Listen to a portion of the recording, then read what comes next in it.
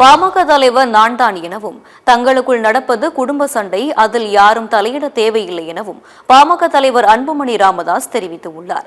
தருமபுரி மாவட்டம் கடத்தூர் பகுதியில் உயிரிழந்த பாமக நிர்வாகி கனல் ராமலிங்கத்தின் நினைவேந்தல் நிகழ்ச்சி நடைபெற்றது. இந்த நிகழ்ச்சியில் கலந்து கொண்டு பேசிய அன்புமணி ராமதாஸ், நான் அப்படி என்ன தவறு செய்தேன், எதனால் தலைவர் பதவியில் இருந்து நீக்கப்பட்டேன் என எண்ணி கடந்த ஒரு மாத காலமாக தூக்கம் வராமல் மன உளைச்சலில் இருந்ததாக தெரிவித்துள்ளார். தன் கனவு, லட்சியம் எல்லாமே ராமதாஸ் என்ன நினைத்தாரோ அதை நிறைவேற்றுவதுதான் எனவும் கூறியிருக்கிறார். தொண்டர்கள் சொல்வதை வைத்து 2026 தேர்தலில் யாருடன் கூட்டணி என முடிவு செய்யப்படும் எனவும் அவர் கூறியிருக்கிறார்.